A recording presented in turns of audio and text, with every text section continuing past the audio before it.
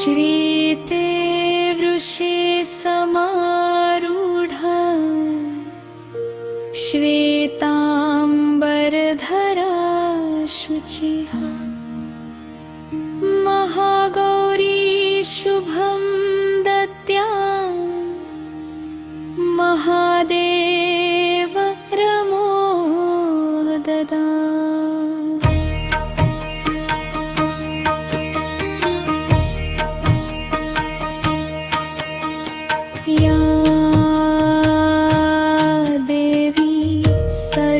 भूतेषु मां महागौरी रूपेण संस्थिता।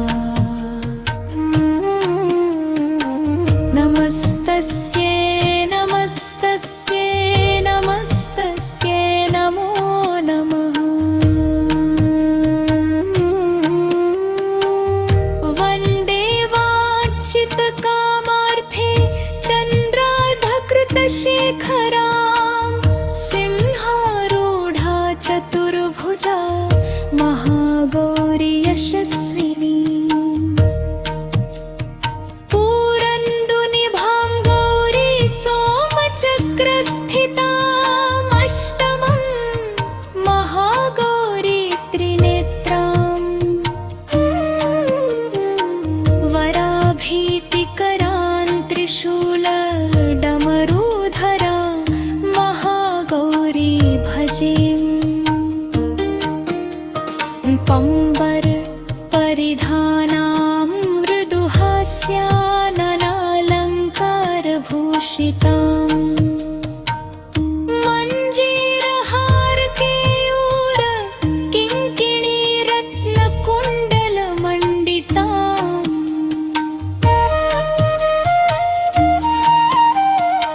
प्रफुल्लवन्दना पल्लवाधरा कान्तकपोला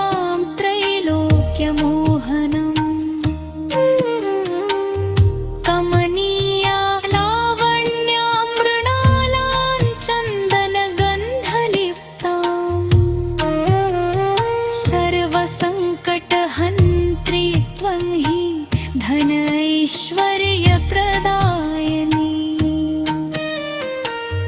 ज्ञानदा चतुर्वेदमयी महागौरी प्रणमाम्यहम्। सुख शान्तिदात्री धनधान्य प्रदायिनी। डमरुवाद्यरयाद्या महागौरी प्रणमाम्यहम्। त्रैलोक्यमङ्गलब्रह्मी तापत्रयहारिणी।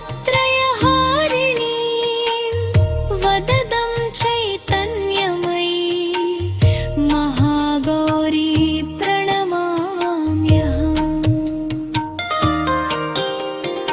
ओंकारः पातु शीर्षो मा ह्रीं बीजं मा हृदयो। क्लीं बीजं सदा पातु नभो गृहो च पादयो। ललाटं कर्णुं बीजं पातु महागौरी मा नेत्रं घ्राणो। कपोत चिबुको फट् पातु स्वाहा मा सर्ववदनो। इति श्री महागौरी स्तोत्रम्।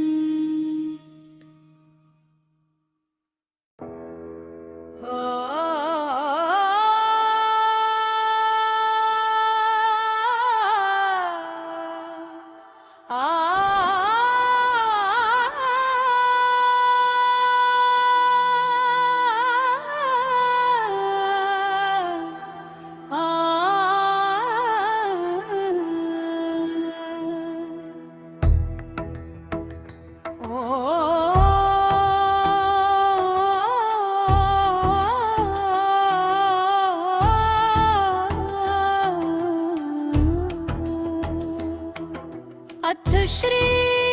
बन्दे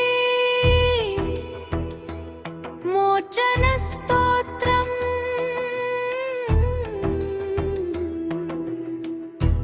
दोचिनमन्त्रस्य कण्वस्य त्रिष्टुप्छन्दः ह्रीं बीजं रं कीलकम् मम बन्दी मोचनार्थं जपे वियोगः। ॐ ह्रीं ह्रूं बन्दी देवे नमः इति मन्त्र अष्टोत्तरशतं जपः। बन्दीवी नमस्कृत्य वरदाभयशोभिता तद्गृहा शरणं गच्छे शीघ्रं मोक्षं ददातु मे। बन्दी कमलपत्राक्षि लोहशृङ्खलभञ्जिनी दुषादं कुरु मे देवि शीघ्रं मोक्षं ददातु मे।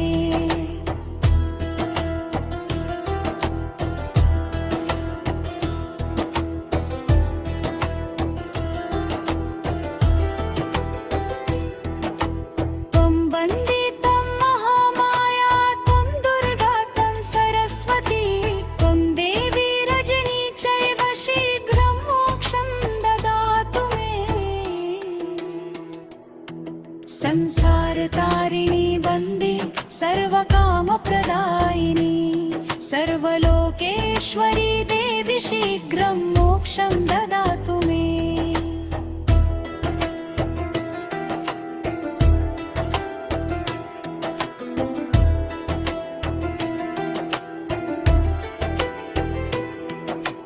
त्वं ह्रीस्त्वमीश्वरी देवी ब्रह्माणि ब्रह्मवादिनी त्वं वैकल्पक्षयं कर्त्री शीघ्रं मोक्षं ददातु मे।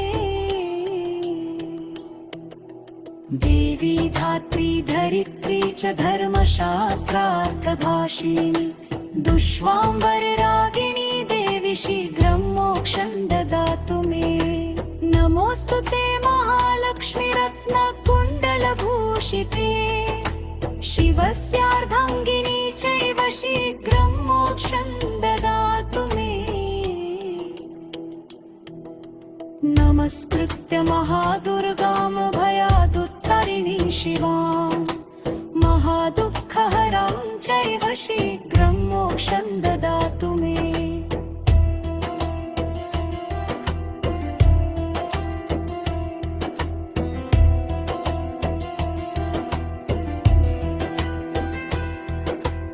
इदं स्तोत्रं महापुण्यं यः पठेत् नित्यमेव च सर्वबन्धविनिर्मुक्तो मोक्षं च लभते क्षणात्। इति श्रीरुद्रयामले बन्दी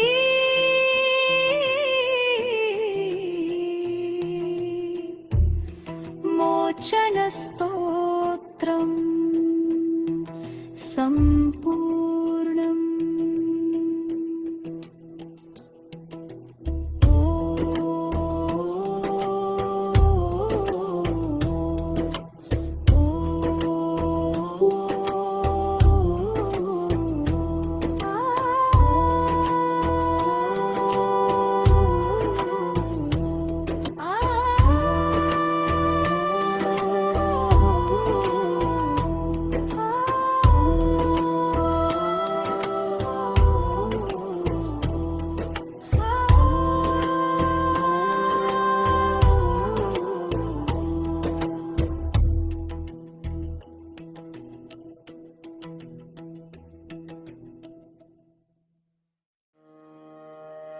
दधाना करपद्माभ्यां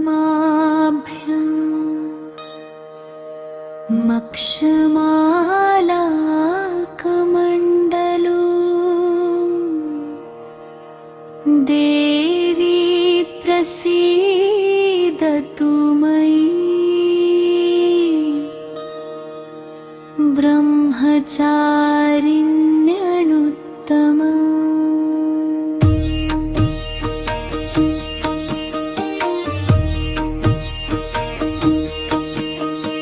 वन्दे वाञ्छितलाभाय चन्द्रार्घकृतशेखरा। जपमाला कमण्डलुधरा ब्रह्मचारिणी शुभा। गौरवर्णा स्वाधिष्ठानस्थिता द्वितीयदुर्गा त्रिनेत्राम। धवलपरिधाना ब्रह्मरूपा पुष्पालङ्कारभूषिता। परमवन्दना पल्लवराधरा कान्तकपोलपीना। पयोधरां कमनीया लावण्यं स्मेरमुखी नितम्बनी। या देवी सर्वभूतेषु मा ब्रह्मचारिणी रूपेण संस्थिता।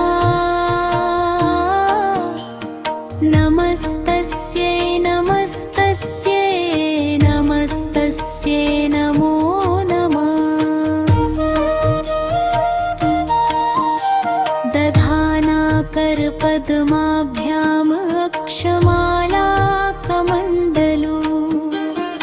देवी प्रसीदतु मयि ब्रह्मचारिण्यनुत्तमा।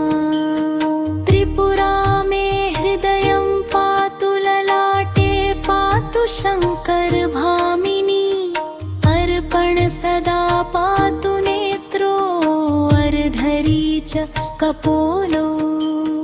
पंचदशी कण्ठे पातु मध्यदेशे पातु महेश्वरी। षोडशी सदा पातु नाभो गृहो च पादयो। अङ्गप्रत्यङ्ग सतत पातु ब्रह्मचारिणी। तपश्चारिणी त्वं हि तापत्रय निवारणी। ब्रह्मरूपधरा ब्रह्मचारिणी प्रणमाम्यहम्। शङ्करप्रिया त्वं हि भुक्तिमुक्तिदायिनी। शान्तिदा ज्ञानदा ब्रह्मचारिणी प्रणमाम्यहम्।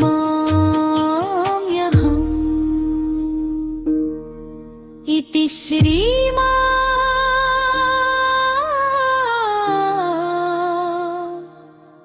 ब्रह्मचारिणी स्तोत्रसम्पूर्णम्।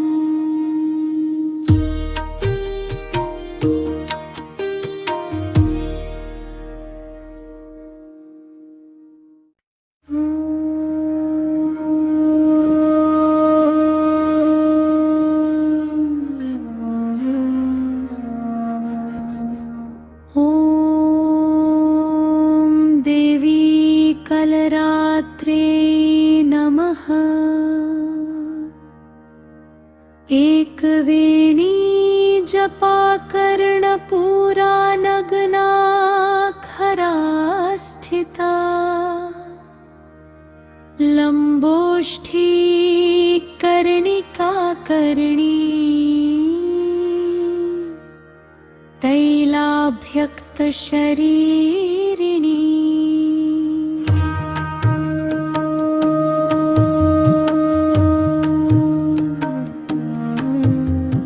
वामपादोल्लसल्लोहलता कण्टकभूषणा। वर्धनमूर्धध्वजा कृष्णा कालरात्रिर्भयङ्करी। या देवी सर्वभूतेषु मा कालरात्रिरूपेण संस्थिता। नमस्तस्यै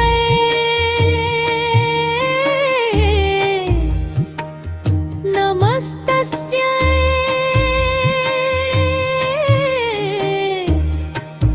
नमस्तस्यै नमो नमः।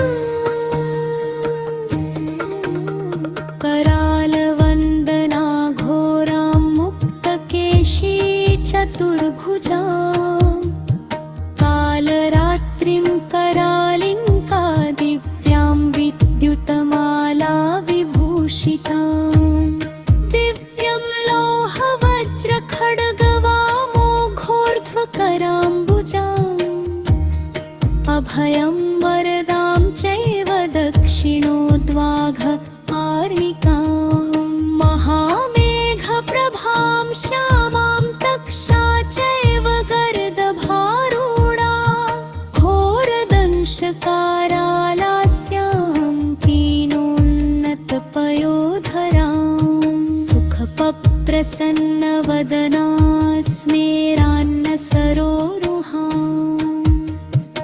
एवं सचियन्तयेत् कालरात्रिं सर्वकाम समृद्धिदाम् हीं कालरात्रि श्रीकरालि चक्लिं कल्याणि कलावती कालमाता कलिदर्पधी कम्बीशकुपान्विता कामबीजजपन्दा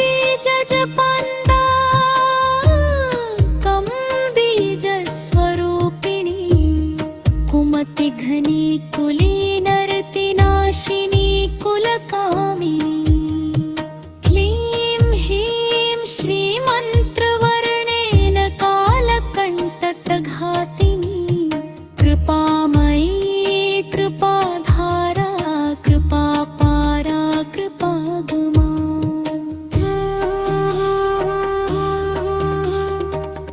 क्लीं मे हृदयं पातु पादौ श्रीकालरात्रि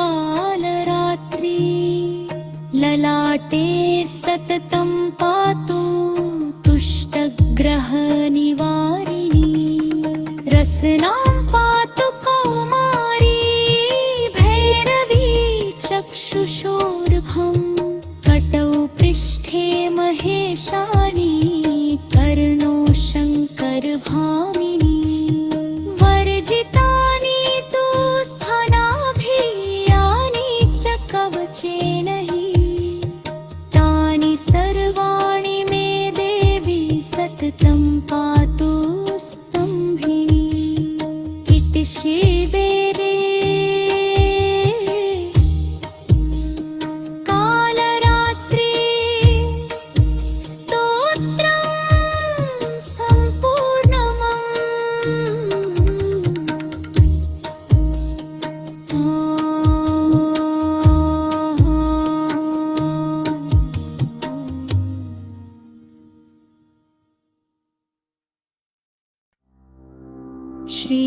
श्रीविष्णु शतनामस्तोत्रम्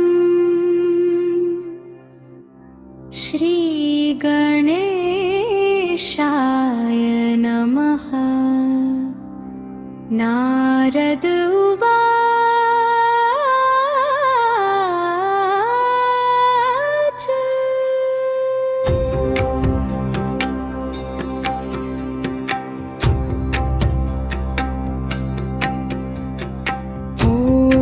वासुदेवं हृषीकेशं वाममञ्जलशायिनं जनार्दनं हरिकृष्णं श्रीवक्षं गरुडध्वजम् वाराहं पुण्डरीकाक्षं नृसिंहं नरकान्तकम् अव्यक्तं शाश्वतं विष्णुमनन्तमजमव्ययम् नारायणं गदाध्यक्षं गोविन्दं कीर्तिभाजनं गोवर्धनोद्धरं देवं भूधरं भुवनेश्वरम् वेतारं यज्ञपुरुषं यज्ञेशं यज्ञवाहकम् चक्रपाणिं गदापाणिं शङ्खपाणिं नरोत्तमम् वैकुण्ठं दुष्टदमनं भूगर्भं पीतवाससम् त्रिविक्रमं त्रिकालजन्यं त्रिमुद्रिक्तं दिकेश्वरम् रामं रामं हयग्रीवं भीमं रौद्रं भवोद्भवं श्रीपतिं श्रीधरं शेषं मङ्गलं मङ्गलायुधम् दामोदरं दमोपेतं केशवं केशिसूदनम् वरेण्यं वरदं विष्णुमानन्दं वसुदेवजम्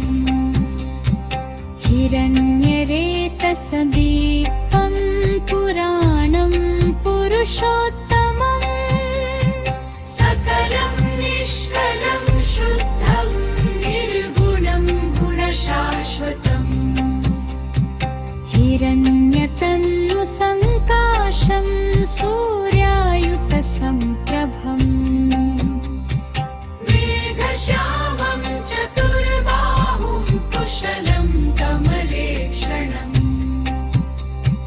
ज्योतिरूपमरूपं च स्वरूपं रूपसंस्थितम् सर्वज्ञं सर्वरूपस्थं सर्वेशं सर्वतोमुखम् ज्ञानं कूटस्थमचलं ज्ञानदं परमं प्रभुम् योगेशं योगनिष्णातं योगिनं योगरूपिणम् ईश्वरं सर्वभूतानां वन्दे भूतमयं प्रभुम् इति नामशतं दिव्यं वैष्णवं खलु पापहम् व्यासेन कथितं पूर्वं सर्वपापप्रणाशनम् यः पठेत् प्रातरुत्थाय स भवेत् वैष्णवो नरः गवां लक्षसहस्राणि मुक्तिभागी भवेन्नरः अश्वमेधायुतं पुण्यं फलभवानोति मानवः इति श्रीविष्णुपुराणे विष्णुशतनामस्तोत्रम् सम्पूर्णम्।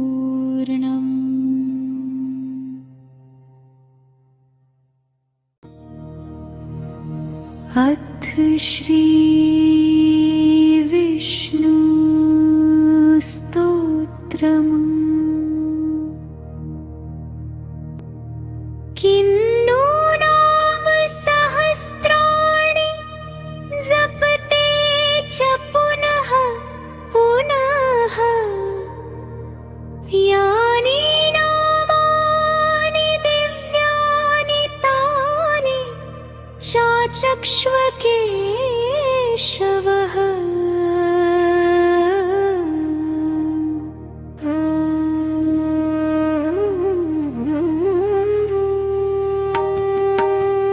मत्स्यं कूर्मं वराहं च वामनं च जनार्दनं गोविन्दं पुण्डरीकाक्षं माधवं मधुसूदनम् मत्स्यं कूर्मं वराहं च वामनं च जनार्दनं गोविन्दं पुण्डरीकाक्षं माधवं मधुसूदनम् पद्मनाभं सहस्राक्षं वनमालिं हलायुधं गोवर्धनं ऋषिकेशं वैकुण्ठं पुरुषोत्तमम्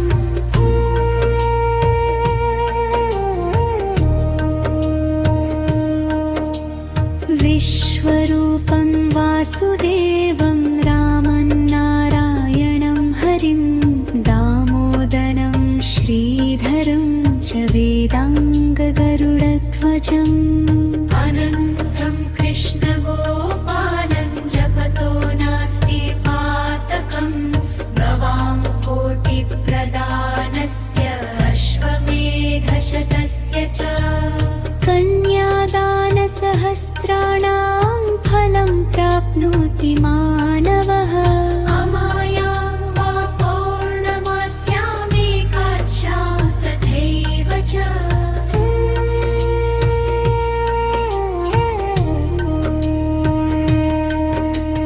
सन्ध्याकाले स्मरे नित्यं प्रातःकाले तथैव च मध्याह्ने च जपन् नित्यं सर्वपापै प्रमुच्यते इति श्रीविष्णुस्तोत्रसम्पूर्णम्।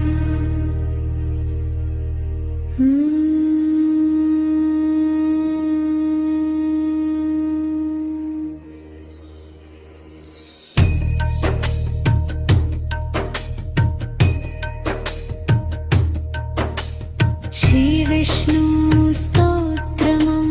श्रीविष्णुस्तोत्रम् श्रीविष्णुस्तोत्रम् श्रीविष्णुस्तोत्रम् श्रीविष्णुस्तोत्रम् श्रीविष्णुस्तोत्रम् श्रीविष्णुस्तोत्रम्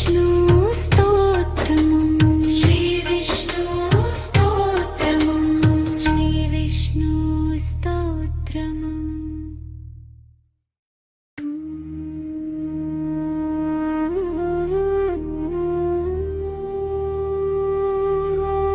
वेङ्कटेशो वासुदेवः प्रद्युम्नो मितविक्रमः सङ्कर्षणो निरुद्धश्च शेषाद्रिपतिरेव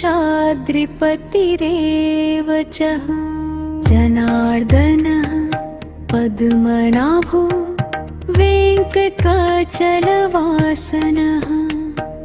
सृष्टिकर्ता जगन्नाथो माधवो भक्तवत्सलः गोविन्दो गोपतिः कृष्णकेशवो गरुडध्वजः वराहो वामश्चैव नारायणाधोक्षजः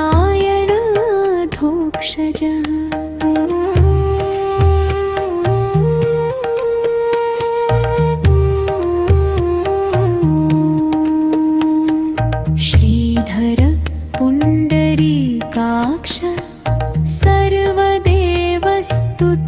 हरिः श्रीर्सिंहो महासिंह सूत्राकारपुरातनः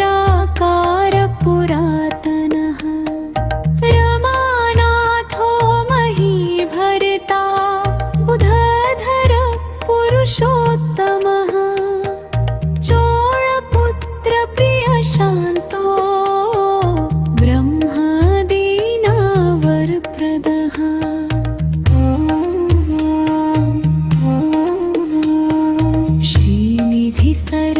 सर्वभूतानां भयकृद्भयनाशनः श्रीरामो रामभद्रश्च भ्रमबन्धैकमोचकः भूतावासो गिरावासः श्रीनिवास श्रियपतिः अच्युतानन्त गोविन्दो विष्णुर्वेङ्कटनायकः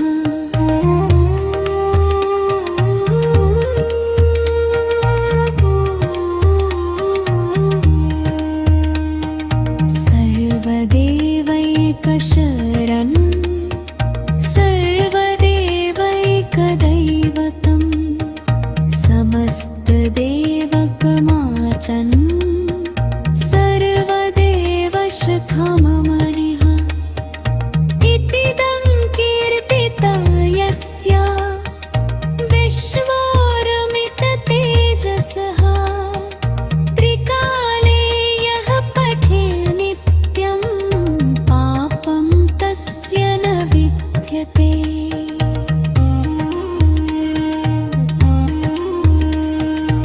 राजद्वारे पठेत् घोरे सङ्ग्रामे रिपुसङ्कटे भूतसर्पपिशाचादिभय नास्ति कदाचन अपुत्रो लभते पुत्रा निर्धनो धनवान् भवेत् रोगार्तो मुच्यते रोगात् बद्धो मुच्येत बन्धनात्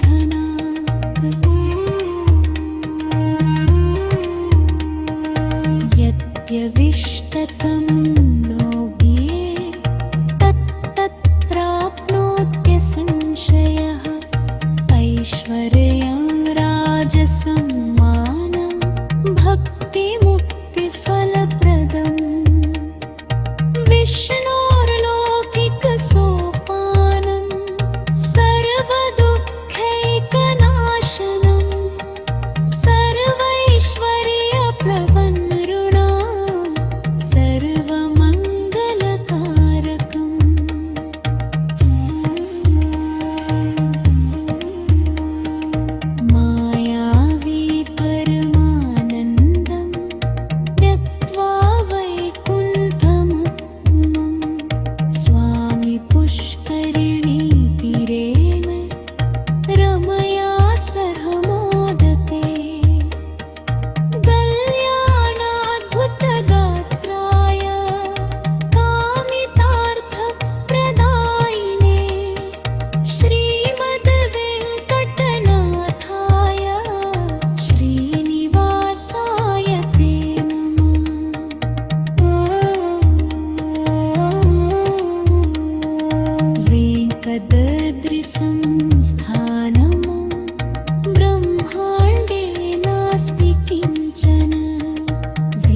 वेङ्कटेशसुमो देवो न भूतो न भविष्यति इति ब्रह्माण्डपुराणे ब्रह्मनारदसंवादे श्रीवेङ्कटेशस्तोत्रम् सम्पूर्णम्।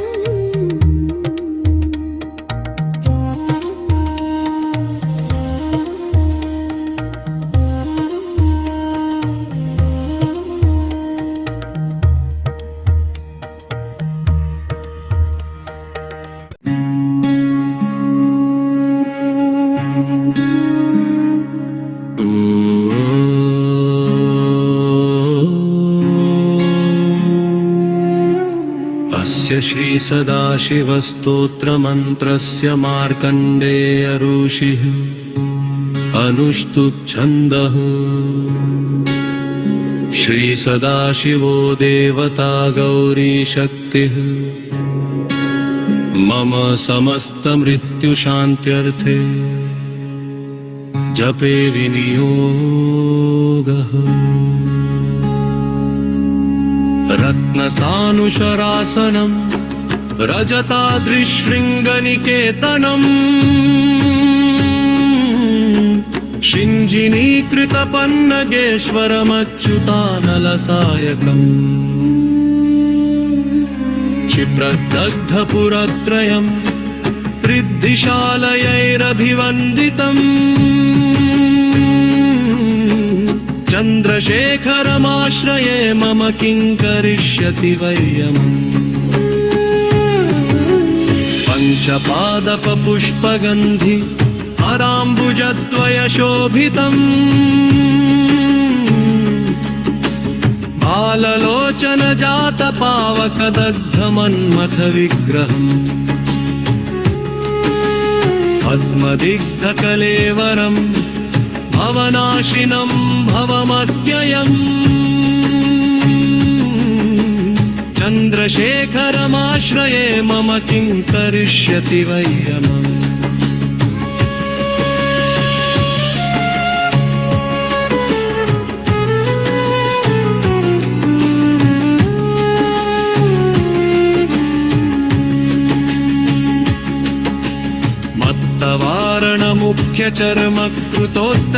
मत्तवारणमुख्यचर्मकृतोत्तरीयमनोहरम्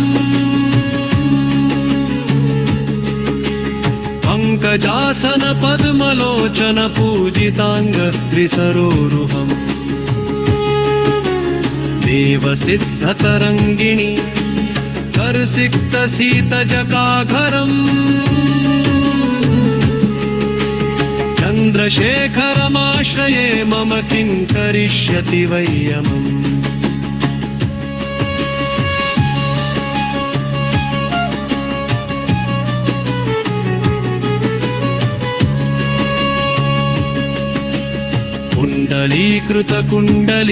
कुण्डलीकृतकुण्डलीश्वरकुण्डलं वृषभालम् नारदादिमुनीश्वरस्तुतवैभवं भुवनेश्वरम्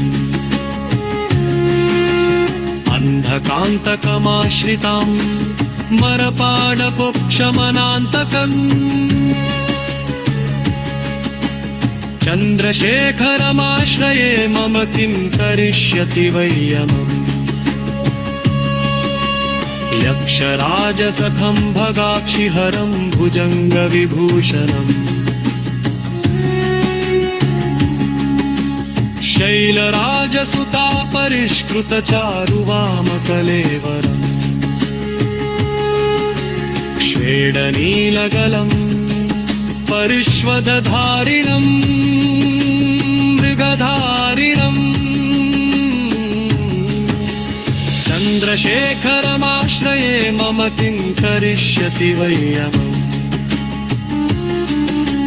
भेषजं भवरोगिणामखिलापदामपहारिणम् दक्षयज्ञविनाशिनं त्रिगुणात्मकं त्रिविलोचनम् मुक्तिमुक्तिफलप्रदं निखिलाघसङ्गनिबर्हणम् चन्द्रशेखरमाश्रये मम किं करिष्यति वैयमम् भक्तवत्सलमर्चतान्निधिमक्षयं हरिदमधरम् सर्वभूतपतिं परात् परमप्रमेयमनूपम् भूमिवारिण भोहुताशन सोमपालितस्वाकृतिम् चन्द्रशेखरमाश्रये मम किं करिष्यति वैयमम् विश्वसृष्टिविधायिनं पुनरेव पालन तत्परम्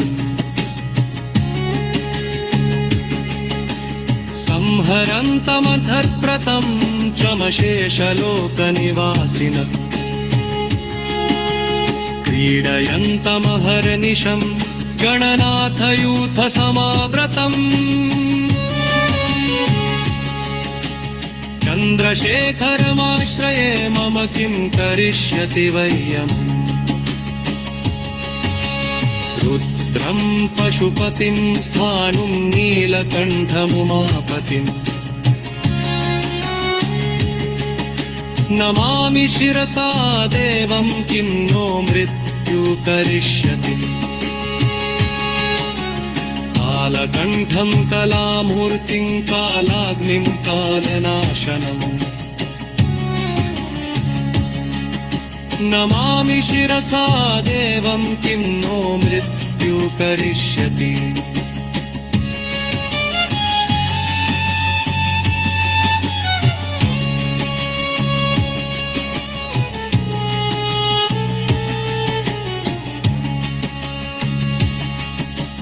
नीलकण्ठं विरूपाक्षं निर्मलं निरूपद्रवम् नमामि शिरसा देवं किं नो मृत्यु करिष्यति वामदेवं महादेवं लोकनाथं जगद्गुरुम् नमामि शिरसा देवं किं नो मृत्यु करिष्यति देवदेवं जगन्नाथं देवेशं वृषभध्वजम् नमामि शिरसा देवं किं नो मृत्यु करिष्यति अनन्तमव्ययं शान्तमक्षमालाधरं हरम् नमामि शिरसा देवं किं नो मृत्यु करिष्यति आनन्दं परमं नित्यं कैवल्यपदकारणम् नमामि शिरसा देवं किं नो मृत्यु करिष्यति स्वर्गापवर्गदातारं सृष्टिस्थित्यन्तकारिणम् नमामि शिरसा रङ्गुरक्षंस्त्रिट्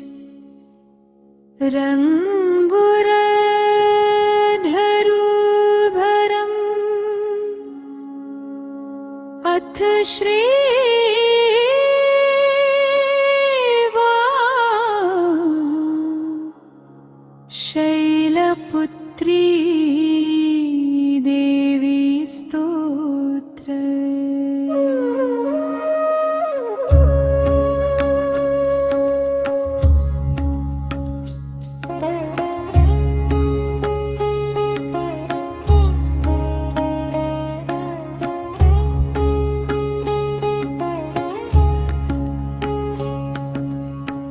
वन्दे वाञ्छितलाभाया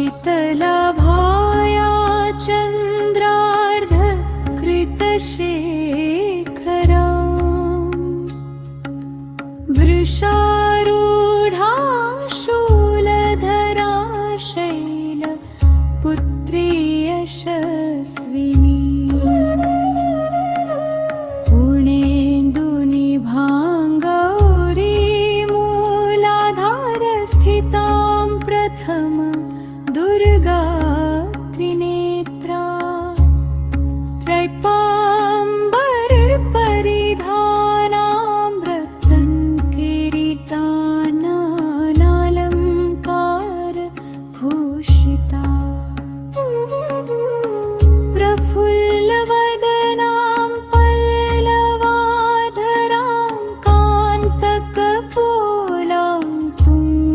कुचां कमनीयामलावण्यां स्मेरमुखी क्षीण मध्यान्वितं बला प्रथम दुर्गा त्वयि भवसागरतारिणी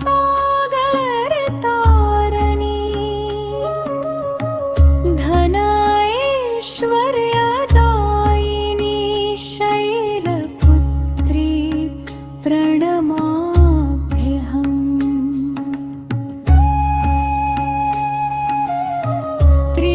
त्रिलोकजननीं त्वं हि परमानन्द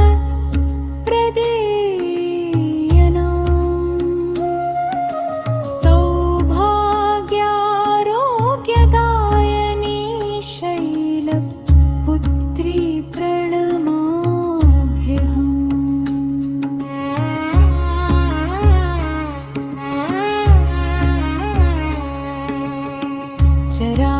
चराचरेश्वरी त्वं हि महामोह विनाशिनम्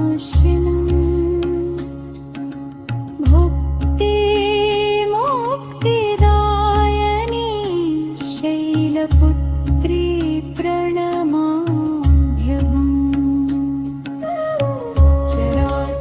चराचरेश्वरी त्वं हि महामोह विनाशिनम्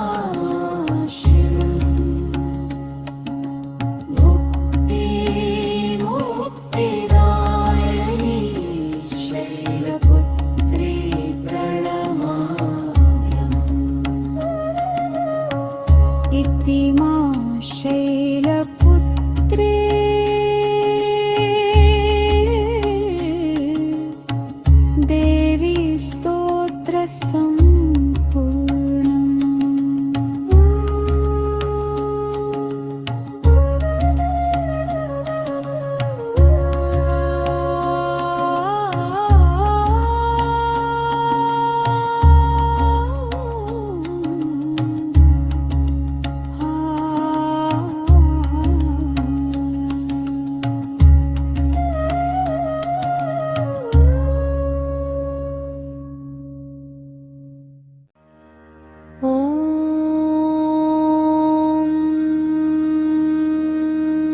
देवी कात्यायन्यै नमः चन्द्रहासोज ज्वलकरा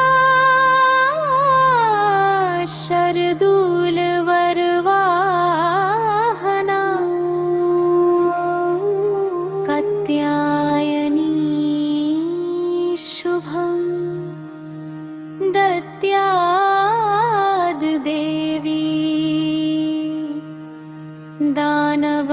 दानवघातिनी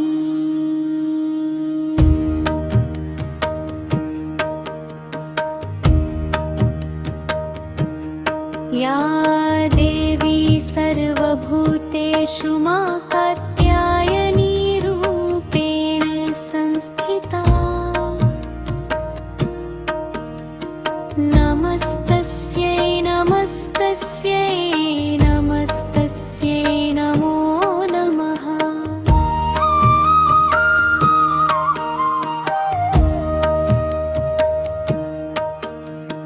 वन्दे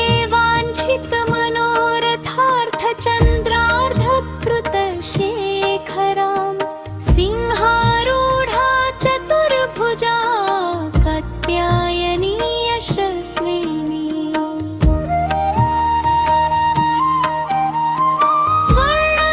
स्वर्णवर्णान्या चक्रस्थितां षष्ठमदुर्गा त्रिनेत्रां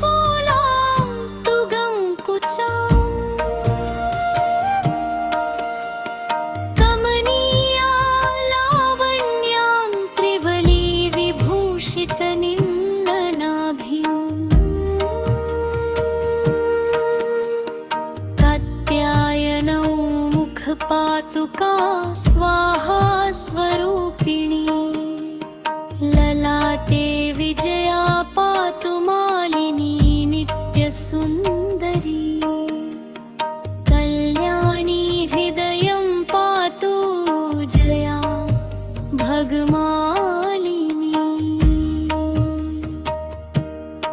इति श्रीदेवी कात्यायनी स्तोत्र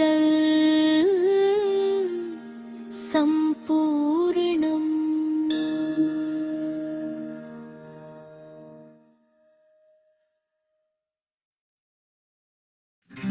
ॐ अस्य श्रीकुञ्जिकास्तोत्रमन्त्रस्य सदाशिवऋषिः अनुष्टुप् छन्दः श्रीत्रिगुणात्मिका देवता ॐ ऐं बीजम् ॐ ह्रीं शक्तिः ॐ क्लीं कीलकम् मम सर्वाभीष्टसिद्ध्यर्थे जपे विनियोगः शृणु देवि प्रवक्ष्यामि कुञ्जिकास्तोत्रमुत्तमम् येन मन्त्रप्रभावेण चण्डीजापः शुभो भवेत् न कवचं नार्गलास्तोत्रं कीलकं न रहस्यकम् न सूक्तं नापि ध्यानं च न न्यासो न च वार्चनम् कुञ्जिका पाठमात्रेण दुर्गा पाठफलं लभे अतिगुह्यतरं देवि देवानामपि दुर्लभम् गोपनीयं प्रयत्नेन स्वयोनिरिव पार्वती मारणं मोहनं वश्यं स्तम्भनोच्चाटनादिकम् पाठमात्रेण संसिद्धेत् कुञ्जिकास्तोत्रमुत्तमम्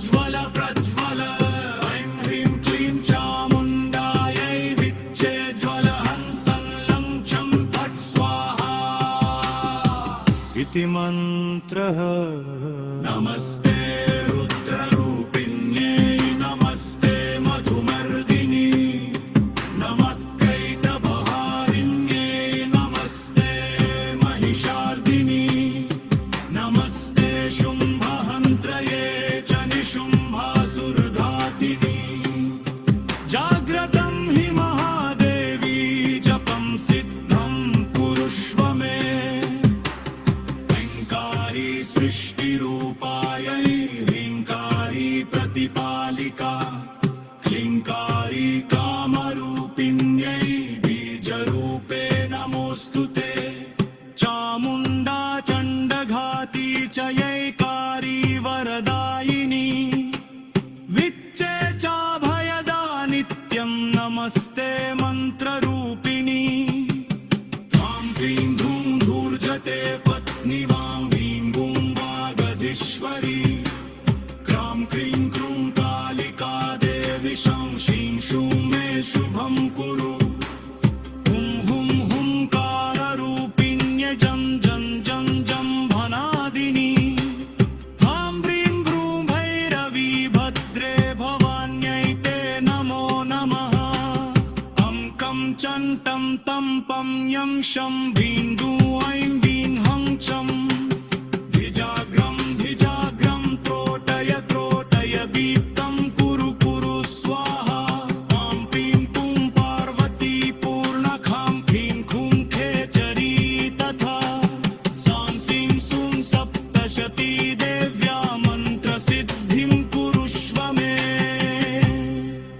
कुञ्जिकाय नमो नमः। इदं तु कुञ्जिकास्तोत्रं मन्त्रजागर्ति हेतवे अभक्तेनैव दातव्यं गोपितं रक्ष पार्वती।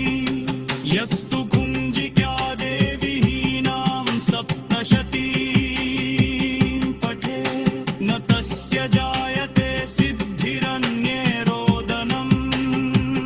यथा। इति श्रीरुद्रयामले गौरीतन्त्रे शिवपार्वती संवादे कुञ्जिकास्तोत्रम् सम्पूर्णम्।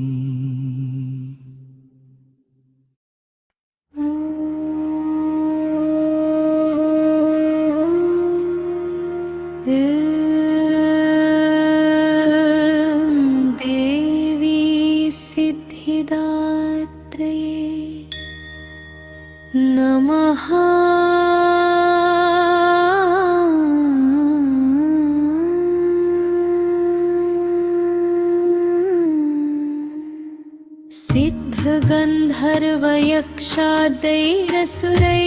सिद्धगन्धर्वयक्षादैरसुरैरमरैरपि सेव्यमाना सदा भूयात् सिद्धिदा सिद्धिदायिनी।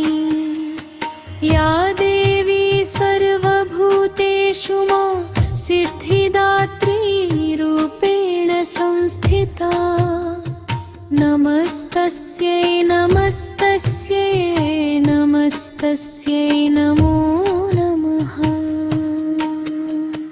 वन्दे वाञ्छितमनोरथार्थचन्द्रार्धकृतशेखरं कमलस्थितां चतुर्भुजा सिद्धिदात्री यशस्विनी।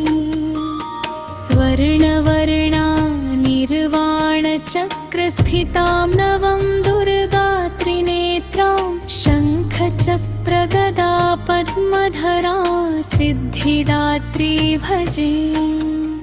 पुष्पम्बरपरिधानां मृदुहास्या नानालङ्कारभूषितां मञ्जिरहारकेयूरकिङ्किणी रत्नकुण्डलमण्डितां प्रफुल्लवन्दना पल्लवाधरां कान्तकपोलपीनपयोधरां कमनीयां लावण्यां श्रीणकटिन्निम्मनाभिनीतम्बनीं कञ्चनाभाशङ्खचक्रगदा पद्मधरा मुकुटोज्ज्वलो स्मेरमुखी शिवपत्नी सिद्धिदात्री नमोऽस्तुते।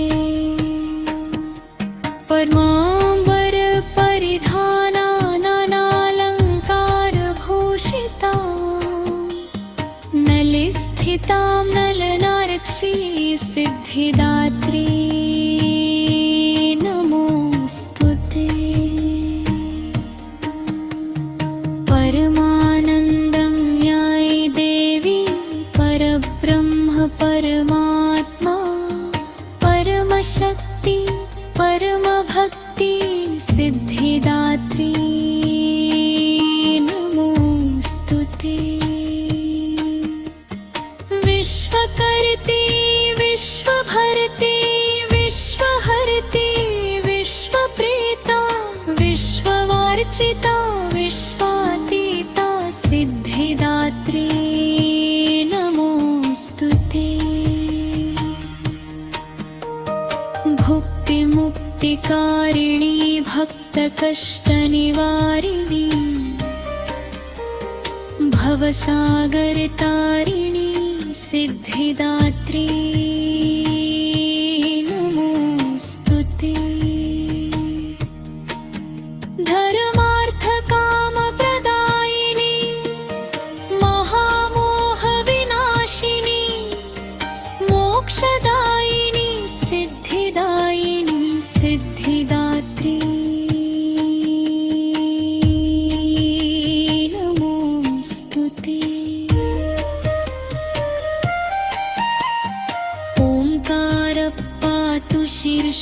मा ऐं बीजं मा हृदयो ह्रीं बीजं सदा पातु नभो गृहो च पादयो ललाटकर्णो श्रीं बीजं पातु क्लीं बीजं मा नेत्रं घ्राणो कपोलचिबुको हसो पातु जगत्प्रसूत्यै मा सर्ववदनो इति श्री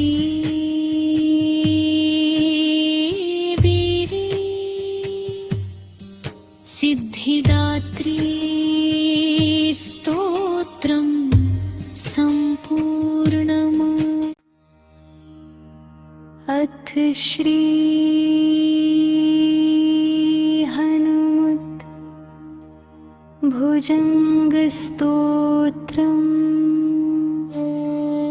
स्फुरद्विद्युदुल्लासवालाग्रघण्टा झणत्कारनादप्रवृद्धाट्टहासम् भजे वायुसुनो भजे रामदूतं भजे वज्रदेहं भजे भक्तयन्धुम्।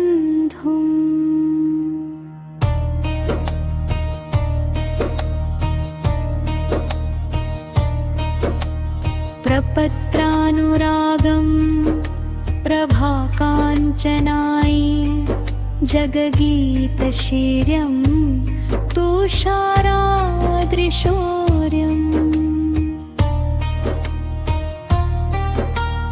तृणीभूतहेति रणोद्यद्विभूतिं भजे वायुपुत्रं पवित्रात् पवित्रम् भजे राम रम्भावनी नित्यवासम् भजे आलभानुप्रभा चारुहासम् भजे चन्द्रिका कुन्दमन्दारधासम् भजे सन्ततं रामभूपालदासम् भजे लक्ष्मणप्राणरक्षातिदक्षं भजे तोषितानेकगीर्वाणपक्षम् भजे घोरसङ्ग्रामसीमाडताभने रामनामातिसम्प्राप्तरक्षम्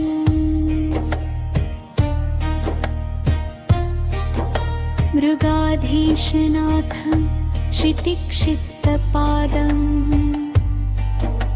घनाक्रान्तनयं कटिस्थोडुसङ्घम् वियद्व्याप्तकेशं भुजालेशिताशं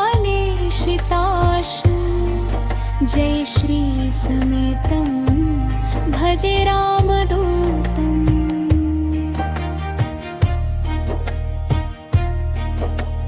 चल्द्वालघातभ्रमच्चक्रवालं कठोरादृढासप्रभिन्नाधिकाण्डम् महासिंहनादाद्विशीरन् त्रिलोकं भजे चाञ्जनेयं प्रभुं वज्रकायम्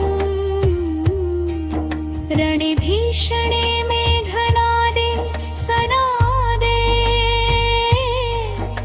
सरोषं समारोप्य सौमित्रिमंसे घनाना खगाना सुराना च मार्गे नटन्तं ज्वलन्तं हनुमन्तमीरे नरवद्वस्तजं भारिदं भोलिधारम् भुजाग्रेण निर्धूतकालोग्रदण्डम् पदाघातभीताद्विजाताधिवासम् रणक्षोणिदक्षं भजे पिङ्गलाक्षम्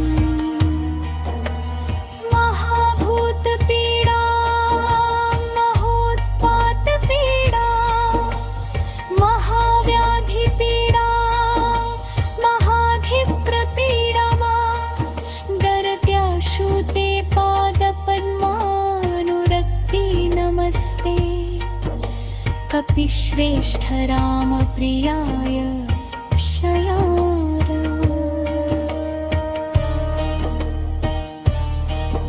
सुधा सिन्धुमुल्लङ्घ्य सान्द्रे निशीथे सुधा चौषधिस्तारगुप्तप्रभावा क्षणे ब्रोणशैलस्य पृष्ठे प्ररूढा त्वया वायुसुनो किलानि ये दत्ताः समुद्रतरङ्गादिरौद्रं विनिद्रो विलङ्घ्योडुसह्यं स्तुतो मर्त्यसन्धेः निरातङ्कमाविश्य ललङ्काम् विशको भवानेव शीतावियोगापहारी नमस्ते महासत्त्ववाहाय नित्यम् नमस्ते महावज्रदेहाय तुभ्यम् नमस्ते पराभूतसूर्याय तुभ्यम् नमस्ते कृतामर्त्यकार्याय तुभ्यम्